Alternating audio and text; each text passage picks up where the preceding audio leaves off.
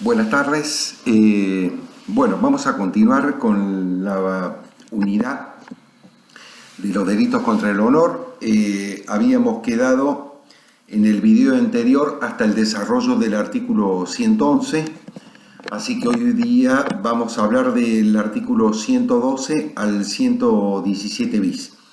Vamos a hacer la primera aclaración, que el artículo 112, que regulaba el delito de injuria encubierta o equívoca, ha sido derogado en el Código en el año 2009 mediante Ley 26.551. O sea que el artículo 112, digamos, no es materia de estudio. Vamos a pasar ahora al artículo 113 del Código Penal, que se denomina en doctrina publicación o reproducción de injurias y o calumnias. ¿Cómo se da este delito? Dice el Código Penal: el que publicare o reprodujere por cualquier medio injuria o calumnias inferidas por otro, será reprimido como autor de las injurias o calumnias de que se trate, siempre que su contenido no fuera atribuido en forma sustancialmente fiel a la fuente pertinente, y en ningún caso configurarán delito de calumnias, solo las calumnias, las expresiones referidas a asuntos de interés público o las que no sean asertivas.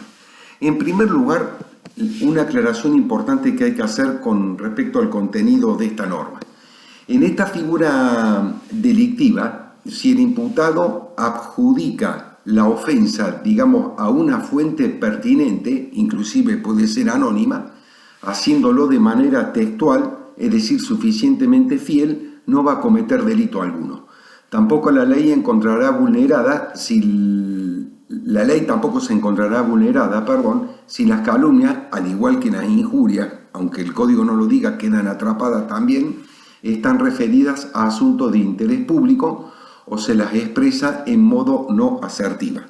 Acuérdense que ya vimos que son asuntos de interés público y que dijimos cuando se expresa en un modo no asertivo, cuando era potencial, ¿se acuerdan? Bueno, en definitiva lo que está haciendo esta norma es que el que termina publicando o reproduce, entonces por cualquier medio, una injuria o calumnia, no va a cometer este delito si se dan las condiciones del artículo 113.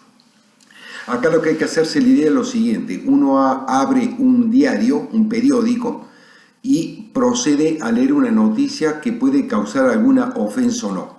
Fíjense que hoy en día los diarios siempre ponen quién es el que publica el artículo. Ahí está el nombre y a veces la foto del periodista que publica o reproduce la noticia.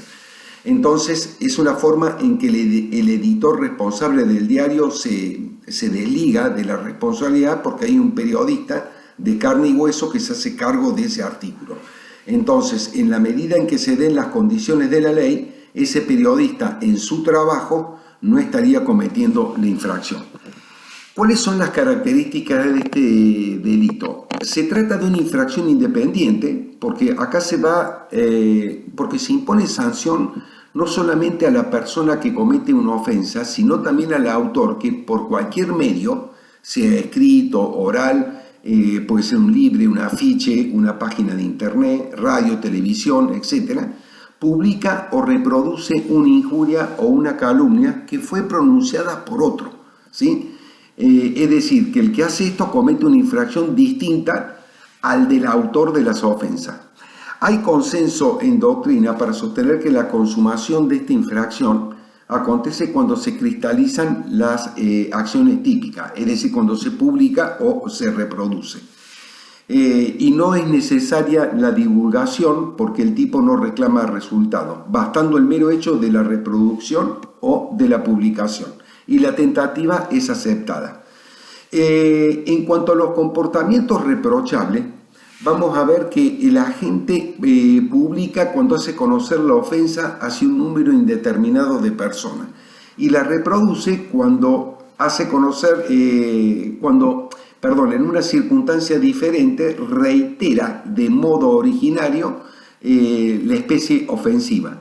y convida de esta manera un conocimiento hacia indeterminada cantidad de personas que antes no la habían percibido cuando el autor original las causó, ocasionando así la divulgación. Vamos a ver el rol del editor o director responsable, por ejemplo el dueño del diario, ¿no? Esta temática debe ser interpretada restrictivamente y en base a la libertad de prensa derivada de nuestra propia Constitución Nacional. Es decir, que el tipo penal supone que quien repite una injuria que ha oído es autor de otra injuria, ya sea reproduciéndola o publicándola, cuando esa injuria llega a conocimientos de personas distintas de la versión original. Y esto es porque el delito es doloso y basta el eventual.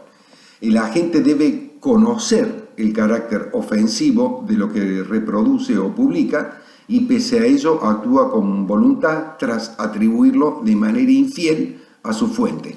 Por ejemplo, de un modo no asertivo pasa a uno asertivo y además porque su contenido no se refiere a un asunto de interés público. Pero lo importante no es determinar el contenido injurioso o lesivo del hecho, sino exclusivamente la falsedad o veracidad de la noticia o comentario.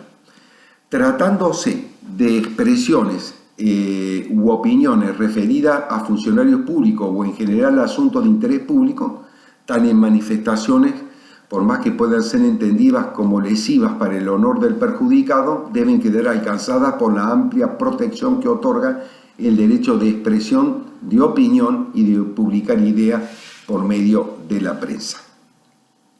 Vamos a pasar ahora al artículo 114. El artículo 114 del Código Penal, que en doctrina se denomina difusión de la ofensa, publicación reparatoria, dice lo siguiente: cuando la injuria o calumnia se hubiere propagado por medio de la prensa en la capital y territorios nacionales, sus autores quedarán sometidos a las sanciones del presente Código, y el juez o tribunal ordenará, si lo pidiere el ofendido, que los editores inserten en los respectivos impresos o periódicos, a costa del culpable, la sentencia o satisfacción. Ni más ni menos lo que está haciendo este artículo es contemplar el derecho de réplica del ofendido, que está garantizado implícitamente por nuestra Constitución Nacional y expresamente prevista por los pactos internacionales. Por cuanto, si el delito contra el honor se efectivizó por medio de la prensa, el juez o el tribunal puede ordenar en el fallo, siempre a pedido de aquel, que los editores inserten en los respectivos impresos o periódicos a costa del culpable la sentencia, la que debe encontrarse firme, o la satisfacción, que es la retractación de la ofensa. Su incumplimiento va a acarrear el delito previsto en el artículo 239 del Código Penal, que es el delito de desobediencia. El modo en que debe hacerse es en la misma página del ejemplar cuestionado y utilizando idéntico tamaño de letra del artículo injurioso. En caso de imposibilidad, va a caber la reparación civil. Consecuentemente, por medio de esta publicación se logra reparar el daño sufrido por la víctima, la que llegará a las mismas personas que accedieron a la lectura de la ofensa. ¿Esto qué significa? Ni más ni menos lo siguiente. Si a mí un diario dolosamente me imputa un delito contra el honor y yo inicio querella contra el diario o contra el periodista y lo termino ganando, tengo todo el derecho a que la sentencia condenatoria, ¿sí?, sea publicada en el diario donde a mí me injuriaron, ¿sí? Por eso que la ley dice que esa publicación del fallo a pedido del ofendido, el juez lo puede hacer, lo puede ordenar en la sentencia, y si el condenado no lo hace, comete el delito de desobediencia, tiene que publicar en la misma página y con la misma letra, el tamaño de letra que a mí me ofendió, la sentencia condenatoria.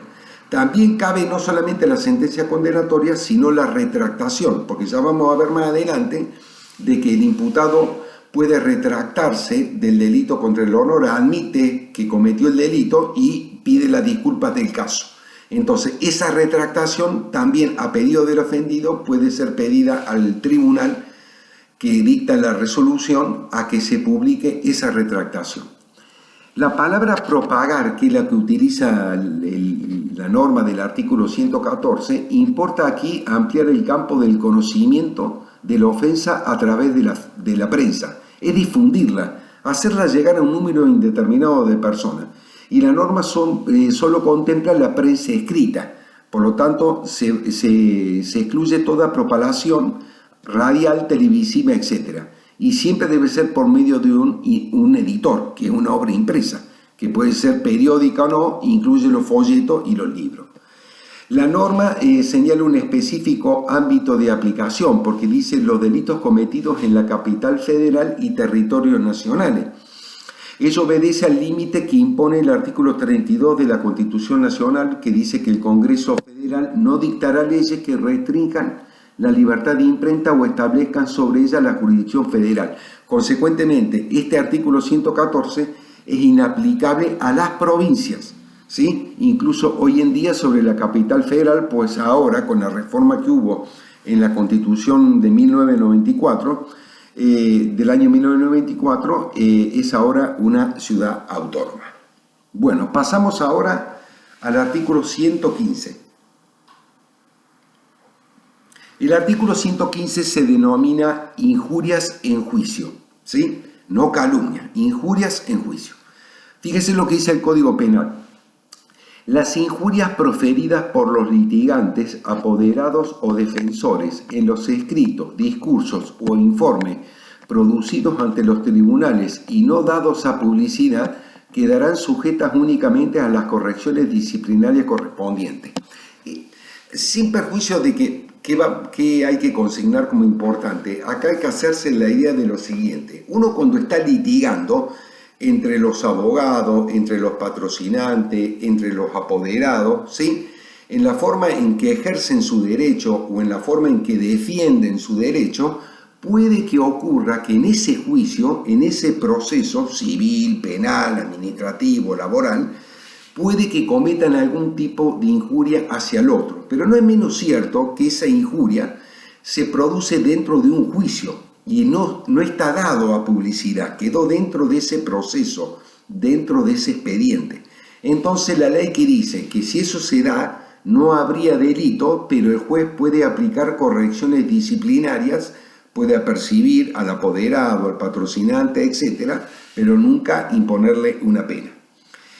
Entonces, al estar a la norma que estamos examinando, todo litigante, apoderado o defensor que profiera injuria en un escrito, en un discurso, en un alegato o en un informe, una vista que se le corre ante los organismos judiciales, y siempre que no se den a publicidad, no queda sujeto a castigo sino a correcciones de tipo disciplinaria, que emanan de la propia Administración de Justicia.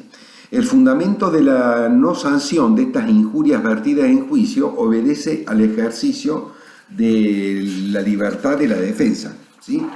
A las reglas del debido proceso en alguna medida. Y se trata de una excusa absolutoria. El término litigante debe ser entendido en sentido amplio, por lo tanto abarca al actor y al demandado, al acusador y acusado, al fiscal y al defensor, y denunciante y denunciado. Apoderado es el sujeto que representa un tercero y defensor es el que lo representa o patrocina, digamos, al justiciable. Este delito es de práctica en los pleitos civiles y de familia, por eso es que el Código exige que sean proferidas las injurias en los escritos, discursos o en los informes, en una demanda, contestación de demanda, etc. La ley también reclama que las injurias no sean dadas a conocer a publicidad. ¿Qué significa esto? Importa sostener a que sean ventiladas solamente dentro del juicio y no sometidas intencionalmente a divulgación por parte de la gente antes o posteriormente de ser presentadas ante el tribunal. O sea, lo que el Código quiere es que la ofensa no se repita a terceros, es decir, fuera del ámbito de las agencias judiciales. Bien, otro delito es el artículo 116, que se denomina injurias recíprocas. Dice el Código Penal: cuando las injurias fueren recíprocas, el tribunal podrá, según las circunstancias, declarar exentas de pena a las dos partes o alguna de ellas. ¿Esto qué es lo que ocurre? Muchas veces se da que yo, por haber sido injuriado, lo termino injuriando al otro. Es decir, uno me deshonra o me desacredita y yo a los pocos minutos, a los pocos días, al tiempo, también le profiero a él una injuria, lo desacredito, ¿no es cierto? O lo deshonro. Entonces, cuando se dan esas injurias recíprocas, el juez puede, digamos, eximir de pena a los dos o a uno solo de ellos. Entonces, ¿qué podemos decir acá? Que a menudo sucede que una persona injuria a otra bajo la causal de que fue injuriada por esta en un primer término. Y a consecuencia de esto es que la ley penal prevé un sistema de compensación de injuria, facultando al juez de la causa, depende del caso, a no someter a castigo a una de ellas o a ambas. Su naturaleza jurídica es también una excusa absolutoria. La ley excluye la calumnia. Las injurias serán recíprocas cuando ambas presenten una relativa equivalencia de ofensa y también cuando la última de ellas tiene su causa en la anterior, como que además debe tratarse de los mismos sujetos activos. El paso del tiempo entre una y otra injuria no incide para la declaración de exención de pena porque el Código no lo pide. No pide simultaneidad ni unión temporaria entre las mismas. Pasamos ahora a la figura legal prevista en el artículo 117 del Código Penal, que se denomina retractación de la injuria o calumnia. Esto significa que quien injurió o calumnió con el tiempo puede retractarse, ¿sí? Puede decir que se equivocó, que está arrepentido de lo que hizo, etc. Entonces, si eso se da y el juez lo declara razonable, puede eximir de pena a la persona que se retractó. Ahí vemos cómo el Código lo prevé, lo acabo de leer. Y la retractación es también una excusa absolutoria. Se trata de un verdadero comportamiento del sujeto activo, en el sentido de que culmina aceptando públicamente, antes de contestar la querella, o en el acto de hacerlo, que fue él el autor del escrito, dicho o hecho. Sin embargo, al estar a la letra de la ley, ahora su actitud no importará aceptación de su culpabilidad. No porque se retracte significa que es culpable, sino que se retracta. A raíz de que la gente se desdice o se arrepiente, es que el Código va a contemplar para con él la no imposición de pena. Y el proceso se cierra con un sobreseimiento a favor de la persona que se retractó. En el fondo reconoce, esta persona cuando se retracta, reconoce su injuria o calumnia y se arrepiente, tras aceptar que ha ofendido al sujeto pasivo. Pero toda retractación que no reúna estos requisitos no sirve. La ley exige que la publicidad de la retractación debe producirse en el momento de que no se conteste la querella o en el acto mismo. ¿Qué quiere decir esto? Generalmente cuando a mí me querellan por calumnias o injurias, tengo que contestar la querella. Cuando a mí me querellan, tengo que contestar la querella. Entonces yo puedo retractarme. Antes de contestarla, voy al tribunal y le digo al juez, mire, fije una audiencia porque me voy a retractar. O también, antes de contestar la querella, los códigos procesales de provincia prevén lo que se llama una audiencia de conciliación.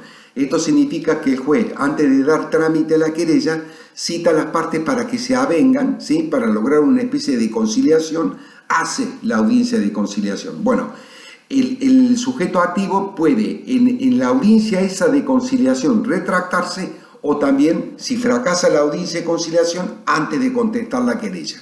La que hace con posterioridad no sirve, ¿sí? O sea que para retractarse hay un tiempo procesal. Es importante decir esto. Cuando uno se retracta, queda en manos del juez de la causa el decidir si la retractación ofrecida por el querellado es eficaz o no. Aunque no es menos cierto que si el querellado la acepta sin cortapisa, al juez no le queda otro camino que aceptarla, y ahí sobresea al imputado.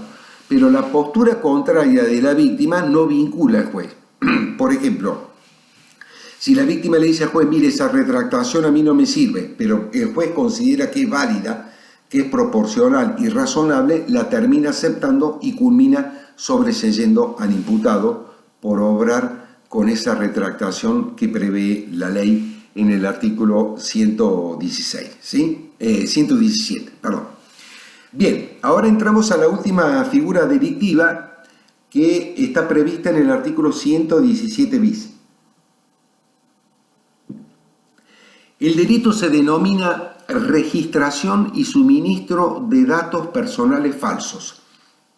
Con una aclaración, el inciso 1 ha sido derogado en el año 2008 por ley 26.388, pero lo voy a leer porque es importante hacerlo para que después se pueda entender el inciso 2, 3 y 4. ¿Qué preveía el Código Penal, mejor dicho, en el inciso primero? Decía que iba a ser reprimido con pena de prisión el que insertare o hiciere insertar a sabiendas datos falsos en un archivo de datos personales. Lo que está haciendo esta norma es regular el ejercicio del habeas data. Vamos a suponer de que yo tengo una tarjeta de crédito, ¿no? Y voy comprando. Un día me la empiezan a rechazar los comercios porque me dicen que yo estoy en el veraz. ¿Qué significa el veraz? Es un organismo que protege a las entidades bancarias que dice, mire, esta persona no puede usar más la tarjeta de crédito porque es un deudor compulsivo, es un tipo que no paga. Entonces, ¿qué pasa si ese dato subido al sistema del veraz es falso? Entonces, y es falso subido dolosamente. Bueno, entonces ahí es como se comete el delito, porque el sujeto activo, a sabienda, inserta un dato falso en un archivo de datos personales. Bueno, ¿qué dice el inciso segundo? Que la pena será de prisión al que proporcionare a un tercero, a sabiendas, información falsa contenida en un archivo de datos personales. Tercero, la escala penal se aumenta en la forma que prevé la ley cuando el hecho se derive en un perjuicio hacia alguna persona. Y el cuarto es un agravante por la calidad del sujeto activo, que dice que cuando el autor o responsable del ilícito sea un funcionario público en ejercicio de sus funciones, se le aplicará la accesoria de inhabilitación para el desempeño de cargos públicos por el doble tiempo que el de la condena.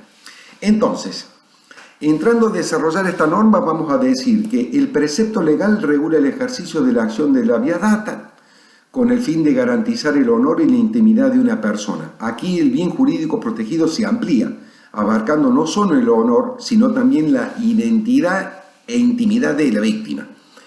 Los delitos aquí contemplados son de competencia de la justicia federal. El dispositivo no emplea los verbos del artículo 109 y 110 del Código, pero va de suyo que la cristalización de las conductas previstas menoscaban el honor de una persona porque la terminan deshonrando o la terminan desacreditando, porque las anotaciones inexactas en la base de datos son tales, entonces afecta. Sujeto activo de esta infracción puede ser cualquier persona, pero con el agregado que sea un funcionario público se agrava. En el inciso segundo se va a castigar a la persona que divulga una información falsa que obra en un archivo de datos personales, es decir, que entrega, facilita o transmite, y en este caso se proporcionan a un tercero ciertos datos que se saben falsos, por lo tanto se requiere dolo directo, y es un delito que admite tentativa. Y en el inciso tercero se contiene un agravante de resultado. ¿Y qué se entiende por perjuicio? Bueno, por perjuicio hay que entender todo menoscabo de tipo efectivo, apreciable desde lo económico, financiero, moral o espiritual. Se trata de un delito doloso en el que basta el dolo eventual, porque el resultado perjudicial puede ser previsible para el autor. Bueno, acá hemos terminado esta unidad y en el video que viene, clase que viene, vamos a dar la unidad de los delitos contra el Estado civil, el artículo 134 del Código Penal. Es todo y muchas gracias.